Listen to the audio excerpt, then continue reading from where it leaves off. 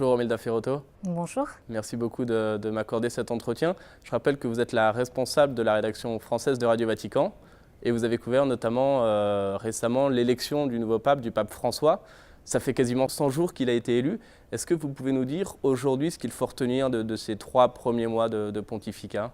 Alors un peu plus de 100 jours, effectivement, ce qu'il faut retenir, c'est une secousse très forte, un véritable séisme. Alors retenir dans les détails, il y aurait beaucoup de choses qu'on pourrait dire, mais je pense que l'essentiel, vraiment, est cette secousse qui secoue tout le monde. Alors secoue les médias, l'opinion publique, l'image de l'Église catholique, les bureaux du Vatican, ce qui fait qu'on s'interroge encore beaucoup. Alors il y a un engouement très fort qui est très visible, qu'on ne peut pas nier.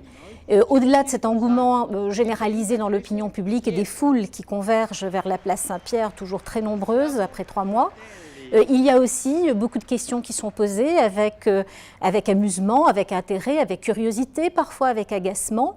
Et ce qui était très intéressant justement, c'était pour les 100 jours, il y a quelques jours, il y a une semaine environ, il y a quelques jours de ça, pour les 100 jours, beaucoup de journalistes ont été obligés de faire leur état des lieux. Et c'était très intéressant parce qu'on voyait bien qu'il y avait plus de questions que de réponses. Pourtant, des journalistes chevronnés, des vaticanistes qui laissaient des points d'interrogation ou des points de suspension parce que ce pape n'arrête pas de nous surprendre jour après jour et on ne fait que commencer. Et ce pape surprend, quelles sont aujourd'hui ses priorités au pape François ? Alors je pense, d'une manière très superficielle et très directe, l'impression qu'il a donnée, c'était qu'il voulait surtout toucher les cœurs des chrétiens, des fidèles. Ça a été la première impression qu'on a eue. Au-delà des déclarations, des gestes qu'il a pu faire très concrets, on a senti qu'il voulait approcher les gens. Alors il les touche, on voit bien, il descend de sa Jeep, il se dirige vers les gens, il les prend dans ses bras, il prend les enfants dans ses bras, il caresse les handicapés, il touche les cœurs. Et il évangélise, surtout je pense à ses homélies du matin qui ont eu un retentissement extraordinaire. Dans ses homélies, il ramène les fidèles vraiment à l'évangile. Donc il évangélise par les cœurs, on va dire, d'abord. Il rappelle aux chrétiens, il pose souvent cette question, est-ce que vous vous sentez vraiment chrétien ? Est-ce que vous êtes évangélique ? Est-ce que vous comprenez ce qu'est le Christ ? Donc je pense que c'est la première chose. La deuxième, alors c'est un peu le chantier ouvert, le chantier, on va dire, pour lequel il a été choisi, c'est la réforme. Alors réforme, ça veut dire beaucoup de choses. Pour l'instant, on ne sait pas très bien jusqu'où ça va aller. Alors il y a beaucoup de spéculations, mais il y a très peu de certitudes.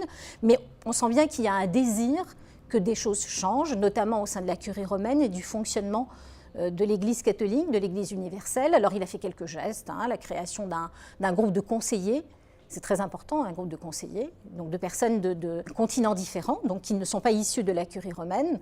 Puis récemment, on a eu une nouvelle commission chargée d'enquêter sur l'IOR, ce qu'on appelle la Banque du Vatican. Alors certains ont parlé de séduction, je n'utiliserai pas ce terme, mais disons qu'il a touché les cœurs. C'est la première chose. Et après, il est en train de remettre de l'ordre. Il travaille beaucoup, on le sait. Il remet de l'ordre. Qu'est-ce que ça peut changer pour l'Église, ça, le fait qu'il soit aussi direct, le fait que, comme vous dites, il aille toucher les cœurs directement des fidèles, en descendant notamment de sa papa mobile pour entrer en contact de la foule. Qu'est-ce que ça change ? Alors, ce qui change d'abord, c'est dans le style, le fait, justement, vous dites qu'il est direct, il est transparent, il est presque parfois déstabilisant. Il y a quelques jours, il ne s'est pas présenté à un concert, son fauteuil vide a fait le tour du monde, la photo de son fauteuil vide a fait le tour du monde, donc là c'est très fort, c'est un geste, j'allais dire, qui vraiment donne le ton de ce pontificat. Il avait du travail, il avait des choses importantes à faire. Bon. C'est révolutionnaire, ça, déjà ? C'est révolutionnaire, absolument. Et donc, ce qui change, c'est d'abord dans la tonalité, dans la manière de s'exprimer. On a vu ces derniers temps que les langues se délient. Les gens parlent. Il y a des cardinaux qui ont été choisis, des cardinaux habituellement très discrets, très réservés, qui n'ont pas peur de répondre aux questions, même des journalistes, et d'expliquer ce qu'ils sont en train de faire. Donc je pense que ça change beaucoup et ce qui a changé énormément, et pour l'Église catholique, je pense que c'est vraiment une grâce, c'est l'image de l'Église catholique.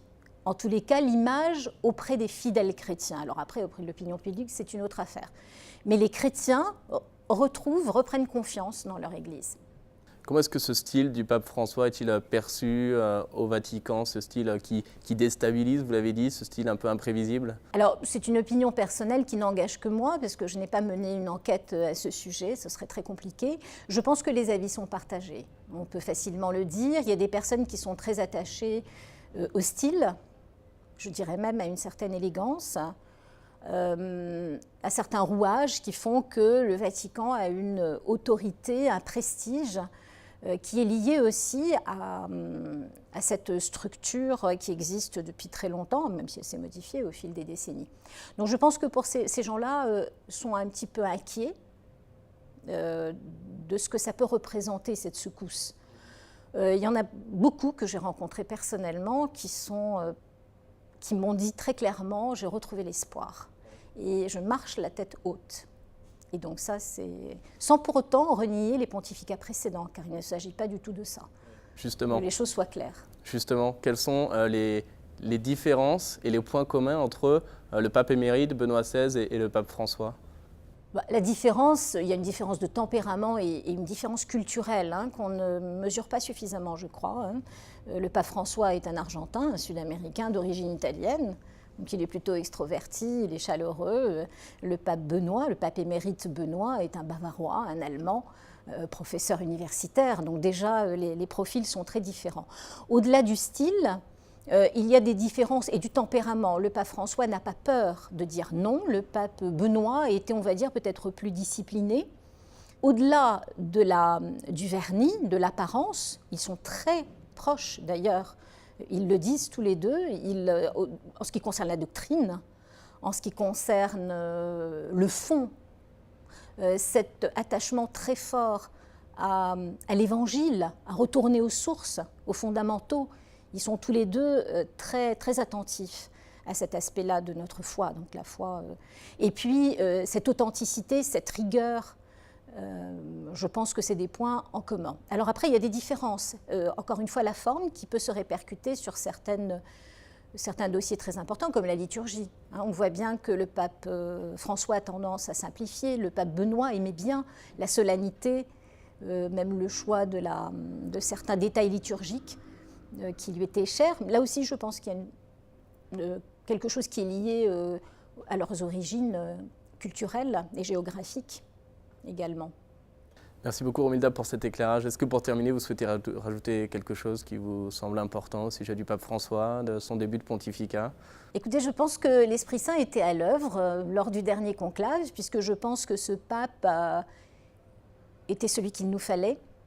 Mais je tiens à dire une chose qui est très importante pour moi. La vraie révolution, le vrai changement a commencé le 11 février et pas le 13 mars. On l'oublie. C'est la renonciation de Benoît XVI qui a permis tout ce qui est en train de se passer. Aujourd'hui, l'Église catholique vit un moment de grâce, difficile, c'est un passage difficile, délicat, mais on va dire qu'elle vit vraiment un moment de grâce, mais on le doit aussi, et peut-être surtout à Benoît XVI. Et ce sera le mot de la fin. Merci beaucoup Romilda d'avoir accepté cet entretien. Merci.